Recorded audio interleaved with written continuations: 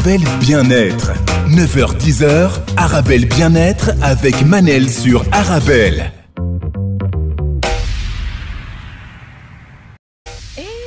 Retrouve pour notre rendez-vous quotidien 100% bien-être 9-10h sur Arabelle. Aujourd'hui, je reçois la charmante Nisrine Achak, coach, consultante et formatrice. Comment pardonner à ceux qui nous ont déçus, trahis ou blessés? C'est la suite aujourd'hui. Pardonner, c'est un acte de courage et non pas de faiblesse. Les faibles, eux, se vengent, Nisrine. Je vous rappelle que vous pouvez toujours participer à l'émission en envoyant vos questions, vos réactions par SMS au 0488 106 800, 0488 106 800. Nisrine, aujourd'hui, elle va nous expliquer la thérapie des arbres que je ne connaissais pas. Aussi, elle va nous expliquer comment évacuer sa colère et j'espère qu'on aura le temps de voir comment faire le deuil d'une relation quand on décide de couper court et partir. Alors, Nisrine, comment vous allez? Bien, bien, et vous? Très, très bien. La vie est belle. Elle est magnifique. Elle est trop belle, la vie. Hein. Oh. Incroyable. Oui, avec toutes ces imperfections. Ben justement, c'est les imperfections qui font que les choses sont parfaites. Exactement. Et Oui. qui font qu'on apprécie encore plus la vie. Vous imaginez, Nisrine, s'il n'y a pas eu de tristesse, il n'y aura pas de joie. Ah, clairement. Mais c'est comme quand il y a la pluie, après il y a l'arc-en-ciel. Et c'est comme ça qu'on savoure le beau temps. Exactement, et on grandit. Juste avant l'émission, on disait ça. Heureusement qu'on a vécu des détresses, heureusement qu'on a été déçus, trahis, heureusement qu'on nous a fait du mal parce que ça nous a fait grandir. Exactement. Moi, personnellement, sans ces expériences-là, j'aurais rien à dire à l'antenne sur Arabelle tous les matins.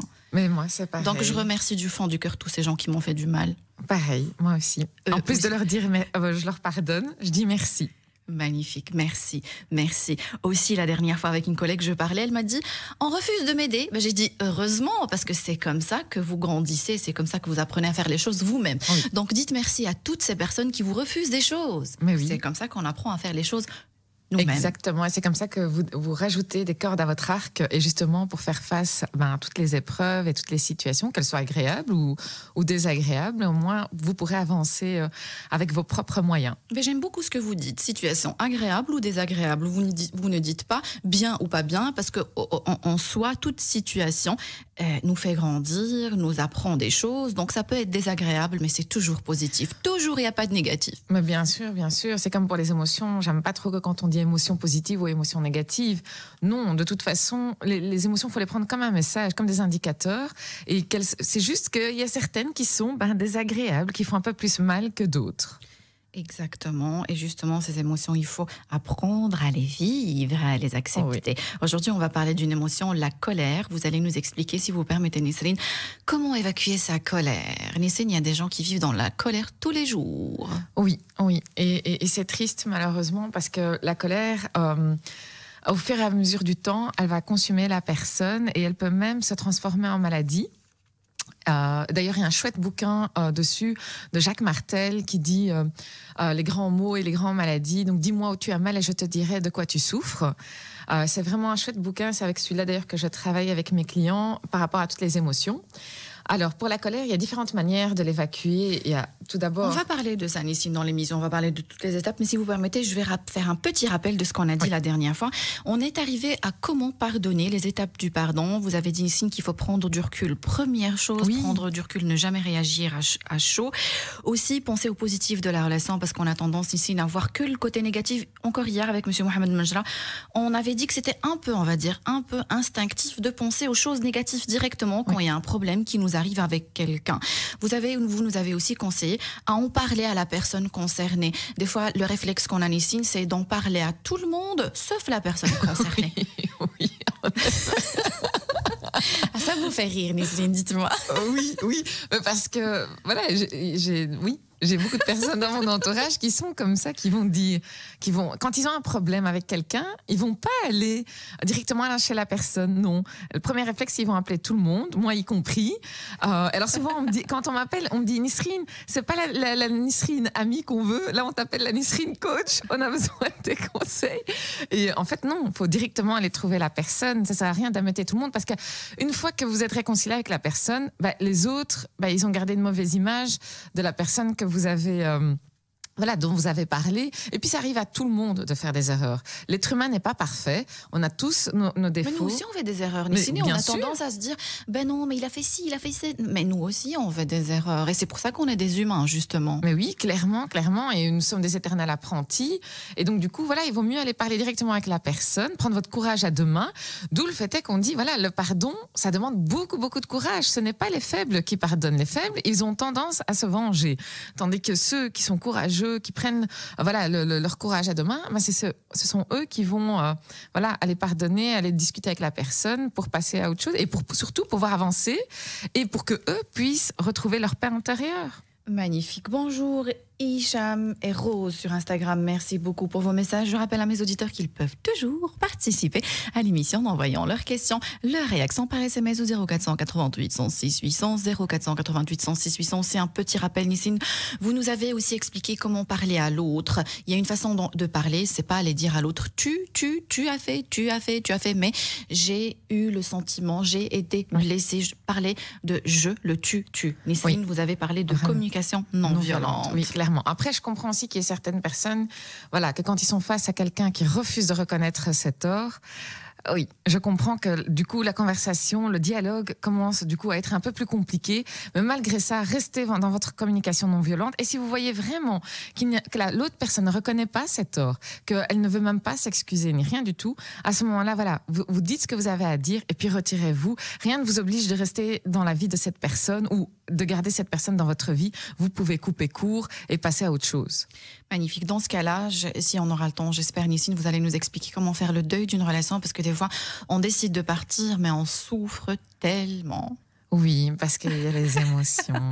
Parce que Nisrine, d'un coup, elle a changé de ton, elle a changé de voix, de langage non verbal. Nisrine, que vous pouvez regarder sur le site d'arabelle.fm. Du coup, elle est devenue toute tendre quand elle parle d'émotions.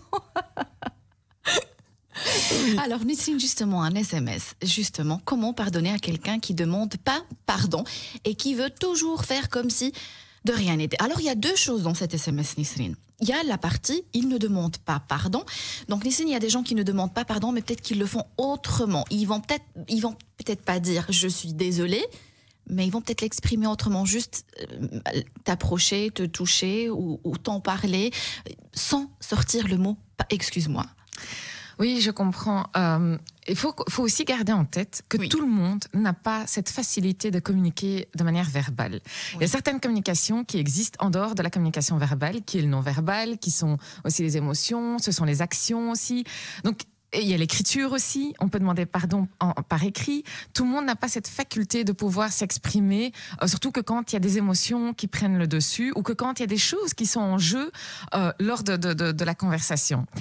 Alors, pour les personnes qui ne disent pas pardon mais ils vont communiquer d'une autre manière, je pense que ça vaut quand même le coup de pardonner parce que voilà, il essaie quand même de se rattraper. Moi, personnellement, je préfère quelqu'un, quitte à ce qu'il me dise pas pardon, mais qui va faire tout pour essayer de se faire pardonner, qui va poser des actes et des actions, qui va essayer de démontrer qu'il reconnaît cet homme et qui va se racheter, que quelqu'un qui me dit pardon, mais à chaque fois, il va recommencer et qui va à chaque fois recommencer à me blesser et j'ai pas envie de ça. Et donc, moi, c'est ce que je conseille aussi à mes clients. C'est important ce que vous dites parce que des fois, on accorde plus d'importance à ce « je suis désolée » aux actes qui viennent avec, en fait. Oui, clairement, ça fait plaisir de se l'entendre dire. C'est comme le « je t'aime ». Hein. Oui. Des fois, on me dit « oui, mais il me dit jamais « je t'aime ». Il le fait peut-être autrement. Il le dit autrement. Après, je comprends que ça fait plaisir toujours de l'entendre, ce mot, enfin, ces trois petits mots « je t'aime ». Mais c'est pareil pour le « je suis désolée ». Il faut que ça soit accompagné d'actes. Il faut qu'il y ait des actes qui réparent le préjudice causé. Si c'est juste pour dire pardon, juste dire « je suis désolée, je comprends », non. Magnifique, Nisrine. Donc moi, il y a cette partie de l'SMS, l'autre partie. Elle dit, elle parle de son mari. Et elle dit aussi faire comme si de rien n'était. Faire comme si de rien n'était, mais tout en dessous du tapis, Nisrine, ça n'arrange pas les choses. Ah non, clairement. Et dans ce cas-là, ça dépend ce qu'elle peut accepter. Ça dépend ce que chaque personne peut accepter. Il y a des personnes qui vont accepter quand même de faire comme si de rien n'était. Il y a d'autres personnes qui n'accepteront pas. Tôt ou tard, ça va exploser. Voilà, Nisrine. exactement. En fait, la personne ne fait que retarder la bombe. C'est une bombe à retardement. Et donc, quand ça va exploser, là, on va atteindre le point de non-retour. Et là, on va dire, elle a eu elle a eu ou il a eu une réaction disproportionnée. Or, c'est juste l'accumulation d'un tas de choses. Et on se dit, elle a divorcé ou il a divorcé pour rien. Personne ne divorce pour rien, Nisrine. On divorce pour un tas de choses. Et des fois, c'est juste parce que le verre a été déposé quelque part et ça provoque une émotion, une explosion, on va dire. Et on divorce et on dit, elle est folle ou il est fou. Il a divorcé pour rien. Mais c'est comme j'entends aussi des personnes qui disent, pourquoi tu ne dis rien, t'attends jusqu'à ce que tu sois... jusqu'à ce que tu vas exploser. Mais il y a certaines personnes qui ont déjà dit, qui ont tiré les signaux d'alarme, qui ont essayé d'ouvrir le dialogue et à chaque fois, la personne n'a pas voulu écouter. Et donc, à un moment donné, quand la personne ne se sent plus écoutée, oui, elle explose. Et donc, c'est la fin. Elle tire, elle ferme la porte derrière elle et c'est terminé. Magnifique. Donc c'est à cette auditrice. Donc, elle peut déjà, par exemple, commencer à lui en parler doucement, utiliser la communication non violente et en parler peut-être à d'autres personnes. Ici, elle nous en parle, on ne sait pas ce qui s'est passé réellement, mais choisir la bonne personne à qui en parler, parce que des fois, on peut avoir une autre lecture des choses. Des fois, on sombre dans le silence parce qu'on est tellement profondément blessé qu'on n'arrive pas à exprimer nos émotions. Alors, moi, j'ai juste... une petite chose que j'aimerais dire, c'est dans le cadre d'un couple et qu'il y a des choses qui se sont passées et qu'il faudrait régler. Moi, j'invite la personne de ne pas en discuter avec une personne lambda, mais de parler avec une personne, une psychothérapeute ou une coach ou une autre personne, en tout cas professionnelle, qui ne vous connaît pas, ni vous, ni votre conjoint, parce qu'elle sera beaucoup plus objective et elle saura vraiment vous aiguiller. Tandis que quelqu'un qui vous connaît, sans s'en rendre compte, il va laisser son affect, son affection pour vous prendre le dessus et il risque de pas vous conseiller comme il faut.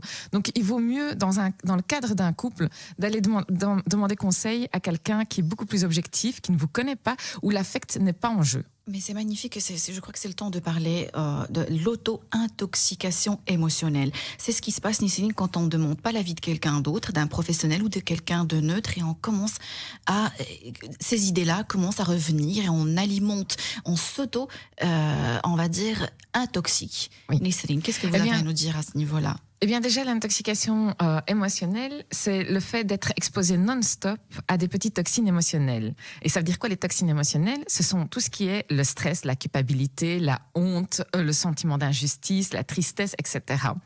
Si on ne fait pas attention à cette intoxication émotionnelle, eh bien, ça va dégénérer. Et un des symptômes, c'est aussi, on a un trop-plein, on devient débordé, désorganisé, on est trop fatigué tout le temps, notre perception du monde, elle est exacerbée par nos émotions. Et donc, du coup, au lieu de voir le verre à moitié plein, on va voir le verre à moitié vide. Et donc, du coup, là, et aussi, comment on en arrive à ce stade-là, c'est parce que on n'a pas accepté de vivre nos émotions au moment où il fallait vivre les émotions. On accumule. Et souvent, que quand on voit l'émotion arriver et que il y a la douleur qui s'accompagne avec, qu'est-ce qu'on a tendance à faire ? On essaie de l'étouffer. On se dit non, pas maintenant, parce que soit disons peut-être qu'on a trop de travail ou peut-être parce que les circonstances de la vie font que c'est pas le moment de vivre cette émotion douloureuse. Et alors on accumule. Et à un moment donné, qu'est-ce qui se passe ? Eh bien, on est un peu désinhibé par nos émotions, on est un peu anesthésié, on ressent plus rien. Et c'est pas facile à vivre, ni pour la personne qui ressent ça, ni pour la personne qui vit avec nous, ou nos enfants, ou nos familles, nos amis. Et ça devient, invivable, parce qu'en plus la personne, elle devient bornée. Et ça alimente la colère. Exactement. Et elle rumine, et elle ressasse, et ça continue, et la colère augmente, la tristesse augmente. Et sans s'en rendre compte, la personne se coupe petit à petit de ses émotions, et même de ce qui se passe dans sa vie. Elle prend plus aucun plaisir, même des choses qu'auparavant, elle prenait beaucoup de plaisir. Il n'y a plus de plaisir. Et elle fait les choses machinalement, et c'est pas gai pour elle. Nisrine, pour simplifier les choses à nos auditeurs, l'auto-intoxication émotionnelle, c'est quand je commence mais pourquoi il a fait ci ? Mais je crois qu'il a fait ci parce que c'est comme ça. Et je commence les interprétations. Ouais. Et là, c'est très important, Nisrine, de savoir faire la différence entre un constat et une interprétation. Oui. Je le vois et je l'entends tous les jours. Des gens qui racontent une histoire. Elle a fait ci parce que... Mais non, on ne sait pas pourquoi elle a fait ça. On ne sait pas pourquoi il a fait ça.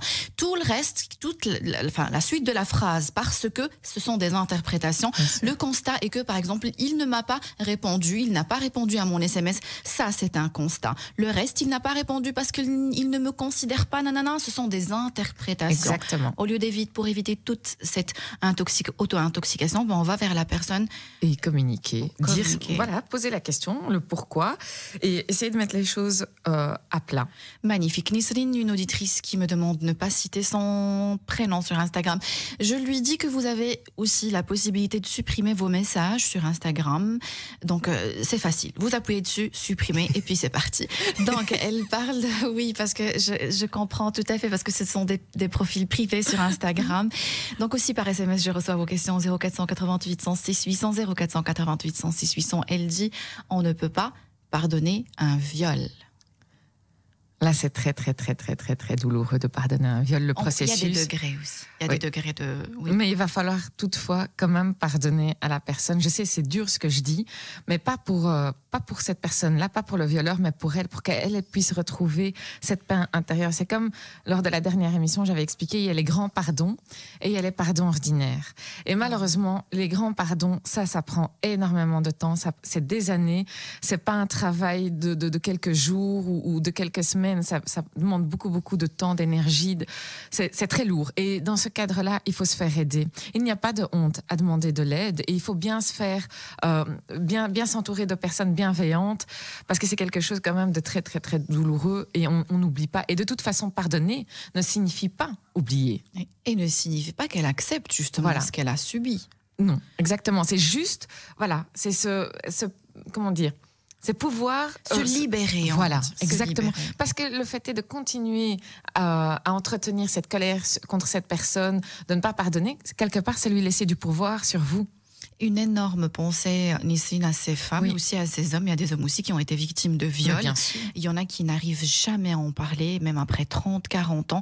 Oui. Ça reste un secret. Le violeur reste libre, impuni.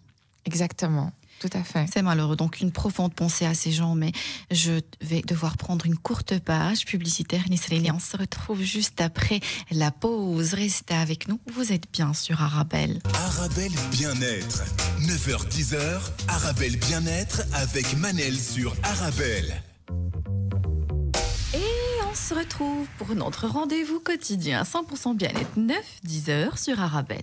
Aujourd'hui, je reçois la charmante Nisrine Achak, coach, consultante et formatrice. On parle de pardon, comment pardonner à ceux qui nous ont déçus, trahis ou blessés. C'est la suite aujourd'hui. Je vous rappelle que vous pouvez toujours participer à l'émission en envoyant vos questions, vos réactions par SMS au 0488 106 800 0488 106 800. Mina sur Instagram, est-ce que je peux vous demander de me faire un petit résumé? Je crois qu'elle a mis 20 minutes à écrire un très très long message. Je n'aurai malheureusement pas le temps pour le lire. Alors, rebonjour Nisrine. Bonjour Manel, bonjour tout le monde. Tout va bien? Est-ce que tout va bien, Nisrine? Parce que je suis en train de vous parler, de lire un message en même temps. Je vois. Je dois faire plusieurs choses pendant l'émission. J'ai appris à faire 50 000 choses à la fois. Lire les messages sur Facebook, sur Instagram, par SMS et écouter mon invité. Ben c'est chouette, vous êtes polyvalente. J'essaye. Alors, Nisrine, je vais juste faire un petit rappel des étapes du pardon. Et puis, on doit absolument parler de colère. Comment exprimer sa colère. Pardonner, Nisrine, c'est décider de ne plus souffrir. Oui. C'est bien ça. Reconnaître aussi que la faute existe. Exprimer sa colère. Cesser de se sentir coupable. Comprendre celui qui nous a blessés. Aussi, il faut essayer de comprendre quand même dans les cas les plus extrêmes. Oui. Prendre son temps, être indulgent avec soi avant d'être indulgent avec les autres et redevenir auteur de sa vie, parce qu'effectivement, Nisrine, pardonner, c'est redevenir acteur de sa vie, acteur de sa vie. Bien sûr, bien sûr. Alors, Nisrine, je vais prendre un message sur Instagram. Les filles, j'ai une petite question concernant le pardon. Comment vivre sans y penser sans cesse si le pardon ne veut pas dire oublier? Eh bien, c'est normalement que quand vous travaillez vos émotions et que quand vous essayez de travailler vos pensées, parce que les pensées, ça se travaille aussi, bien évidemment, et que vous vous focalisez sur autre chose, mettez justement des choses agréables dans votre vie qui vous ressourcent, qui vous font plaisir, qui vous font aller de l'avant, eh bien, petit à petit, vous allez oublier, même si le pardon ne vous signifie pas oublier. Il n'empêche que, Dieu merci, on est doué de cette capacité qu'avec le temps, tout doucement, on commence à oublier. Même s'il y a des choses qu'on n'oublie jamais, mais ça sera moins intense, moins fréquent, moins régulier qu'au tout début. Et faites-vous confiance. Faites confiance aussi à votre cerveau, à vos émotions. Tôt ou tard, ça va s'estomper. Ne vous inquiétez pas. Et même que quand vous allez y repenser, la douleur, elle ne sera plus aussi intense qu'au début. Elle va s'estomper. Donc, lâchez prise. Alors, oublier, Nisrine. Est-ce qu'on est capable d'oublier? Pardonner, est-ce que c'est nécessairement oublier? C'est juste y penser sans avoir toutes ces émotions, on va dire, désagréables. Voilà, c'est juste tout ça. Simplement. Voilà, on va y repenser par moments, surtout dans les grands traumas. Ça va revenir. Il y aura des situations qui vont nous faire penser à ce trauma qui a été causé, mais la douleur ne sera plus là. Elle ne sera plus là pour nous faire mal. On va juste y penser. Et on va grandir. Exactement. On va grandir. Alors, un SMS très touchant. Donc, bonjour, comment ça va? On va très, très bien. J'espère que vous allez bien aussi. Donc, il dit, ma fille ne veut pas pardonner à son père des disputes entre ses parents dont elle a été témoin. Dans son enfance, même si les choses se sont arrangées, elle a toujours de la colère. Merci, mais ça n'est pas possible de lui en parler.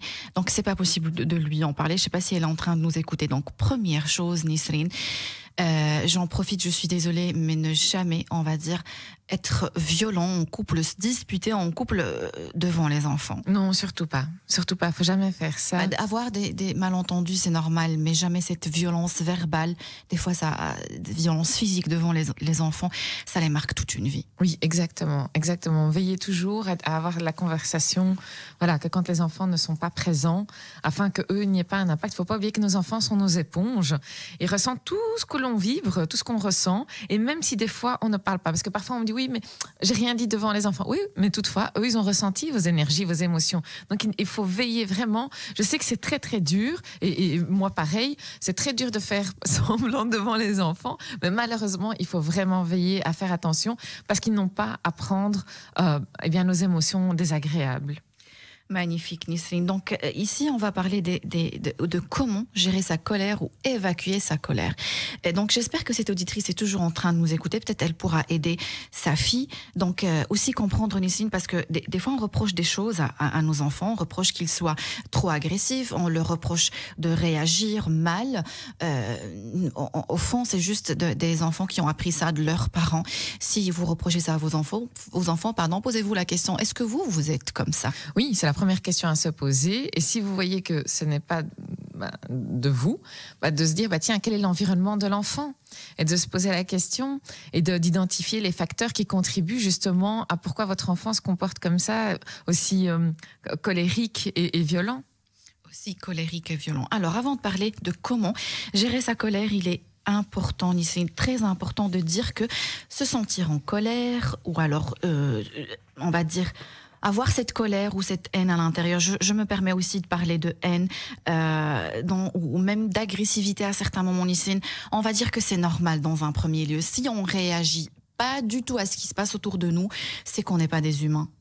Oui, clairement, c'est qu'on est désinhibé alors du coup des émotions. C'est que là, on est, comme on vient de l'expliquer, on est débordé par nos émotions. C'est l'intoxication émotionnelle. Clairement. Donc, rassurez-vous, c'est normal dans un premier lieu. C'est juste un signe comme quoi vous êtes en bonne santé physique, psychique et mentale. Je me vois mal parler à quelqu'un, lui manquer de respect et il est, insensible. C'est pas un être humain. Clairement, ici, le but, c'est de ne pas laisser ces émotions nous empoisonner l'existence. Comment évacuer sa colère, Nisrine? Eh bien, il y a différentes manières d'évacuer sa colère. Tout d'abord, il y en a beaucoup qui utilisent l'écriture. Parce que quand on écrit, on laisse... Comment dire? On a du coup un espace, un endroit où nos émotions désagréables puissent être déposées et libérer comme ça notre esprit et notre corps. Ça nous permet de vider, de détoxifier notre corps de ces émotions-là désagréables et de les poser, d'avoir un endroit. Alors, qu'est-ce qu'on en fait? Parfois, il y a des clientes qui me disent « Ouais, mais qu'est-ce que je fais avec ce que j'ai écrit ?» Alors, soit vous les brûlez, soit vous les déchirez en 1000 morceaux et vous jetez dans une poubelle publique, je dis bien publique et pas à la maison pour pas laisser ces énergies-là, soit vous le laissez dans le carnet jusqu'à ce que vous soyez prête de vous en séparer. Magnifique, Nisrine. Et avant d'écrire ou de commencer le travail de la gestion de la colère, il faut savoir reconnaître ses émotions. Reconnaître la colère, peut-être, Nisrine, c'est quand on se sent un peu crispé, on serre la mâchoire, fort la mâchoire, des fois on a chaud, on transpire. C'est bien ça, les signes de la colère. Nisrine, est-ce qu'il y a autre chose? J'ai oublié autre chose. On a des palpitations, nos mains tremblent, parfois il y a d'autres parties du corps qui tremblent, on n'arrive plus à formuler une phrase correctement. Là, ça veut dire qu'on a atteint un seuil de colère. On risque de dire des choses qui dépassent la pensée. Et que quand vous en arrivez à ce stade-là, prenez du recul. Vraiment, je vous invite vraiment à prendre du recul. Et du coup, je me retire, Nisrine. Oui, vraiment. D'accord. Vraiment, tournez le doigt à la personne, parce qu'alors du coup, ça va dégénérer. Tournez le doigt à la personne, partez, dites-lui, voilà, moi pour l'instant, je ne peux pas m'exprimer. J'ai atteint mon seuil de colère. Voilà. C'est pas possible que je puisse communiquer avec toi, je risque de dire des choses qui vont dépasser le fond de ma pensée. Et une des manières à ce moment-là, ce qui aussi aide, il y a deux manières d'évacuer la colère à ce moment-là. Il y a soit un sport de combat, ou même de la course, ou un truc qui va nécessiter beaucoup d'énergie de votre part. D'effort physique. Voilà, exactement. Soit il y a la thérapie des arbres. Ah, la thérapie des arbres. C'est quoi ? Alors, la thérapie des arbres, elle est beaucoup pratiquée au Japon. Ça vient de là, d'ailleurs. Et maintenant, au Japon, ils ne donnent plus directement des antidépresseurs aux patients. Non, ils préconisent d'abord cette thérapie avant d'envisager quelconque traitement. Et en fait, la thérapie des arbres, c'est quoi? C'est en pratique, c'est se promener lentement dans la forêt ou dans un parc, c'est marcher pieds nus sur des feuilles, c'est enlacer les arbres, c'est mettre votre tête contre l'arbre, donc idéalement votre front, et sentir ces odeurs. Et en fait, l'objectif de cette thérapie, c'est quoi? C'est de pouvoir vous concentrer sur les sensations dans votre corps, les odeurs que émanent les arbres, c'est les bruits autour de vous aussi. Et en fait, ça permet d'éviter beaucoup de soucis de santé, tels que la pression artérielle, la dépression. Et en fait, il y a de plus en plus de scientifiques... Équilibrer les fréquences vibratoires. Oui, aussi, vraiment. Oui, et je pense que vous en avez discuté d'ailleurs avec Bouchara Serro. Je ne savais pas que ça s'appelait la thérapie des arbres. Je le pratique sans me rendre compte. Vous le savez aussi, tous les week-ends, je fais des marches dans la nature. Je partage toujours ça avec mes abonnés. Et Nisrine, ça fait un bien incroyable. Les gens ne se rendent pas compte. Je sors de là, des fois, je vous assure, Nisrine, j'ai les larmes aux yeux, tellement je me sens bien. Oui, mais en fait, il y a des scientifiques européens qui s'y intéressent de plus en plus, parce que d'ailleurs au Japon, tellement que ça cartonne, il y a 6 parcs qui sont consacrés à cette thérapie. Et donc ici, en Europe, il y a de plus en plus de scientifiques qui s'y intéressent. Et selon eux, ce qui causerait ces bienfaits serait l'effet toncide. Alors, qu'est-ce que l'effet toncide? Ce sont des molécules sécrétées par les arbres que l'on absorbe par notre peau ou par nos voies respiratoires. Et c'est ça qui a un impact sur nos hormones, et qui fait que on déstresse, on n'est plus tellement la pression artérielle diminue, on n'est plus stressé, on n'est plus angoissé, même sur l'anxiété ça joue énormément, et on communique. Et une manière aussi, moi, ce que je fais avec mes clients, parce que je me déplace, que quand je fais la thérapie des arbres avec certains de mes clients, je me déplace sur place, parce qu'il y a une manière aussi de le faire. C'est pas on vient et c'est comme ça. Non, il y a une manière de le faire. C'est tout d'abord, je demande qu'ils préparent un petit écrit, donc de poser sur papier déjà, de coucher sur papier les choses pour lesquelles elles culpabilisent ou pour lesquelles elles sont en colère.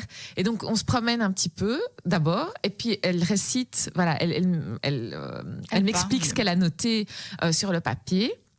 Et puis on débat un peu, et puis on fait cette thérapie. Elle commence à marcher pieds nus sur les feuilles. On choisit l'arbre avec lequel elle sent que c'est OK. Et puis elle demande à l'arbre de lui donner de l'énergie positive. Prendre son temps, oui. Prendre tout. Vraiment, c'est important de prendre son temps. Il est marqué nulle part qu'il y a un timing à respecter. Non, c'est vraiment prendre son temps, c'est lâcher prise aussi, de se dire de poser la question à l'arbre. Est-ce que tu veux bien prendre mon énergie désagréable et que je puisse prendre ton énergie agréable, de me ressourcer, et puis d'enlacer l'arbre pendant quelques minutes, et de vraiment faire le vide dans votre tête, et de vous concentrer uniquement sur les odeurs, sur les bruits qu'il y a autour de vous, et sur ce qui se passe dans votre corps. Et dès que vous sentez qu'il y a une petite pensée négative qui commence à vous envahir, tout doucement de l'écarter.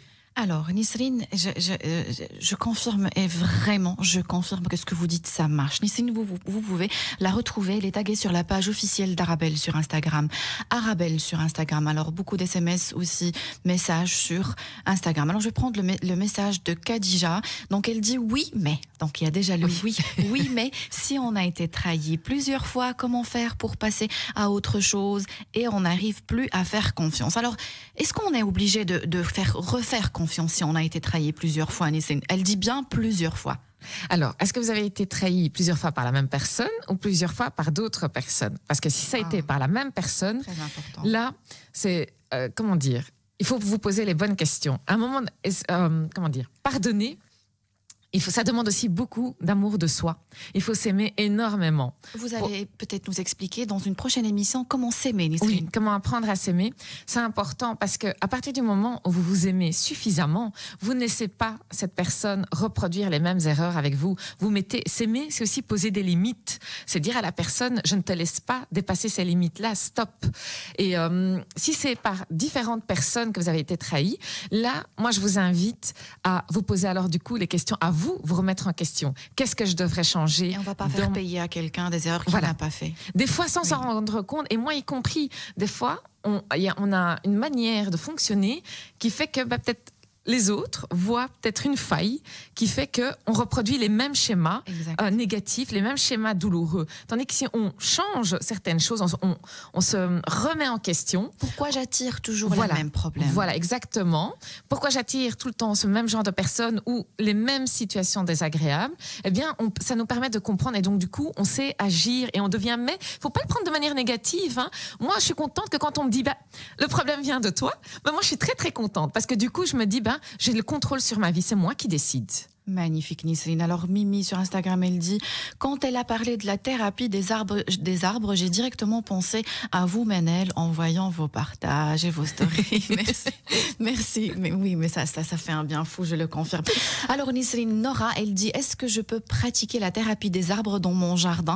J'ai un grand arbre au fond du jardin. » Alors, Nisrine, je ne sais pas si elle habite à la campagne ou elle habite en ville, mais les voitures qui passent, le bruit des voitures qui passent je ne pense pas que ça marche. C'est très compliqué. Oui. N'empêche, elle peut communiquer avec son arbre et quelle chance qu'elle a. Franchement, moi j'ai envie de lui dire qu'elle savoure cette chance, mais pour vraiment en profiter pleinement, j'invite quand même d'aller en forêt parce qu'il y a le bruit qui compte. Oui. Et puis il n'y a pas que l'arbre avec lequel vous communiquez. La nature. C'est toute la nature. La marche. Et la marche aussi. Et n'hésitez pas à enlever vos chaussures, à enlever vos chaussettes et de marcher pieds nus. Moi dire, je l'ai fait avec Manel le jour du shooting. Oui, c'est vrai, effectivement. Vraiment. Oui. Donc n'hésitez pas. N'ayez pas honte. Considérez-vous comme si vous étiez seul au monde, comme si vous étiez seul sur une île et qu'il n'y a personne d'autre et qu'il n'y a que vous et la nature. Alors c'est important. Là, je tire la sonnette d'alarme, Nisrine, parce que vous dites être seul ou être avec quelqu'un de très positif. Ne pas aller avec une copine pour parler de ses problèmes avec ses enfants ou de ses problèmes de boulot. Non. Ça ne sert strictement à rien. La marche dans la nature, c'est pour ça que je suis tout le temps toute seule quand je marche dans la forêt. Ça ne sert strictement à rien, Nisrine. Non, exactement. Vous pouvez aller aussi avec vos enfants et de leur faire découvrir, c'est chouette. Ils font trop de bêtises, les enfants. Oui, c'est une thérapie. Après une certaine, je veux dire, voilà, à partir d'un certain âge, les enfants, voilà. Leur apprendre aussi, peut-être. Bien sûr, ça. Mais oui, pour qu'eux puissent aussi gérer leurs émotions. Nisrine, encore beaucoup de choses à dire, pardon, mais on va devoir prendre une courte page, très courte page publicitaire. Et on se retrouve juste après la pause. Restez avec nous. Vous êtes bien sur Arabelle.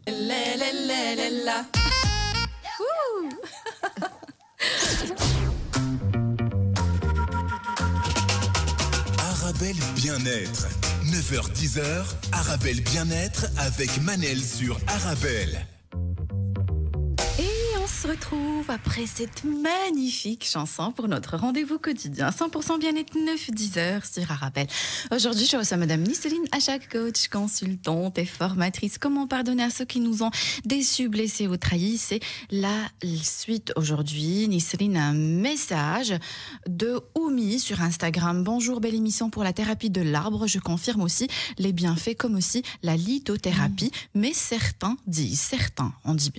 disent que la lithothérapie, comme la thérapie de l'arbre, est shirk. Ça veut dire l'association à Dieu. C'est bien ça, Nisrine. Oui. Par rapport à Dieu, moi, je ne trouve pas mais qu'est-ce que vous en pensez? Merci. Moi, ce que je trouve dommage, Nisrine, donc j'aime bien cette auditrice ou auditeur, je crois. Déjà, il remet en question ce qu'il entend. Pourquoi commencer à associer ou alors parler de shirk quand on parle de thérapie? Pourquoi les arbres ont été créés justement par Dieu? Bah oui. Alors c'est comme du coup les traitements, les médicaments, c'est aussi shirk alors.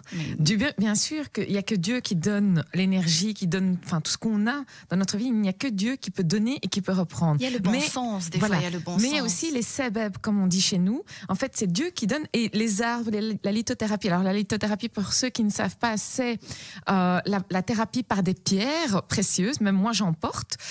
Et en fait, c'est des pierres qui nous donnent de l'énergie. Et donc, justement, la nature, les pierres, l'eau, tout ça, ce sont des créatures de Dieu, et justement, ont été faits exprès pour nous aider. Et bien sûr qu'il n'y a que Dieu qui donne et qui reprend, mais il faut quand même des sabeb, des causes, des moyens. C'est comme un moyen de communication. Voilà, et c'est un moyen par lequel Dieu nous donne de l'énergie, un moyen par lequel Dieu nous donne certaines réponses à nos problèmes, à nos situations, qu'elles soient positives ou négatives. Et il n'y a pas du tout d'association de shirk comme certains le pensent ou le prétendent. Effectivement. Bon, Nisrine, un autre message sur Instagram. Est-ce que le bruit des vagues peut être aussi une thérapie comme les arbres? Personnellement, je préfère faire des câlins aux gens plutôt qu'à un arbre. Sinon, il y en a qui vont me prendre pour une folle. Alors, c'est ce que je pensais aussi avant de découvrir la thérapie des arbres. Mais aussi, elle dit prendre les gens dans leurs bras. Prendre les gens, c'est aussi, ok, c'est bien, c'est très bien de prendre les gens dans ses bras, mais il y a aussi leur énergie. Il y a des gens qui ont une fréquence peut-être vibratoire basse et qui risquent en fait nous influencer négativement. Voilà, vous enlevez les mots de ma bouche, en effet. Alors par rapport au bruit des vagues, oui, l'odeur de la mer aussi joue énormément, mais ce n'est pas la même chose qu'un arbre, ce n'est pas la même chose que la thérapie des arbres, d'où le fait même que, je vous dis, les médecins au Japon en ont fait une thérapie, ils traitent leurs patients d'abord par cette thérapie avant de donner des antidépresseurs. Alors faire des câlins, oui, c'est gai, c'est chouette, mais n'oubliez pas que vous prenez aussi l'énergie de ces personnes-là et que les gens ne vous montrent pas toujours ce qu'ils ressentent. Il y a beaucoup de gens qui font semblant parce que pour eux, c'est pas possible de montrer leur faiblesse, de montrer leurs énergies négatives parce que peut-être qu'ils traversent des épreuves et qu'ils n'en parlent pas. Mais n'oubliez pas du coup que quand vous faites des câlins à ces personnes-là, vous donnez de votre énergie, mais vous prenez aussi leur énergie. D'où le fait est qu'on conseille que ça soit avec un arbre parce que du coup, vous pouvez aussi le faire avec les animaux. Mais ça n'aura quand même pas la même chose parce que les animaux aussi ont leur énergie. Les regarder, les observer. Voilà. Tandis que l'arbre, comme je viens de dire aussi, c'est que selon les scientifiques européens, ils ont remarqué que les arbres émanent des phytoncides. Et les phytoncides, c'est quoi? Ce sont des molécules que nous absorbons via nos voies respiratoires et via notre peau. Et c'est ces molécules-là qui jouent sur nous. Et puis elle dit, les gens vont me prendre pour une folle. Pourquoi attendre l'approbation des gens ou faire attention au regard des autres? Ça nous a jamais rien rapporté sur le regard des gens, qu'ils soient positifs ou négatifs. Alors, petit conseil pour votre estime de vous, vous faites abstraction justement de ce que les autres pensent de vous. Clairement, moi quand je vais dans la forêt que je le fais, mais je vois personne déjà. Clairement, je ne vois personne quand je suis concentrée sur moi. Regardez-moi positivement ou négativement, ça ne me rapporte absolument rien, je suis toujours la même. Nisrine, encore beaucoup de questions par rapport à l'estime ou alors l'amour de soi, parce que j'ai beaucoup parlé de confiance en soi dans mon émission, mais je n'ai pas encore parlé d'amour de soi. Donc on va devoir faire une prochaine émission sur aussi la culpabilité, si vous permettez aussi, et sur l'amour de soi, parce que vous avez dit que pour pardonner facilement, on a besoin de s'aimer. Oui, exactement. Parce que beaucoup de gens se trompent, croient que le plus difficile, c'est de pardonner aux autres, mais en réalité, c'est pas vrai. Le plus dur, c'est de se pardonner à soi. Et ça nécessite beaucoup, beaucoup d'amour de soi. Et ça nécessite de travailler sur sa culpabilité parce que toute situation et toute colère s'accompagne de culpabilité. Alors, très chers auditeurs, je m'excuse, je n'ai pas pu prendre tous vos messages sur Instagram. Merci du fond du cœur. Je n'aime pas laisser mes auditeurs sans réponse, mais je peux pas, c'est pas possible. Je vous donne rendez-vous la prochaine date, Nisrine. Je crois que c'est le 3 juin. Le 3 juin. Inch'Allah, merci du fond du cœur, Nisrine, d'avoir accepté mon invitation, d'avoir répondu à mes questions et aux questions des auditeurs. Merci du fond du cœur, très chers auditeurs, de nous avoir écoutés. J'espère que vous avez eu votre dose de vitamines. Essayez quand même la thérapie des arbres et fréquentez surtout les gens heureux. Le bonheur est contagieux. Rendez-vous demain, 9h sur Arabelle.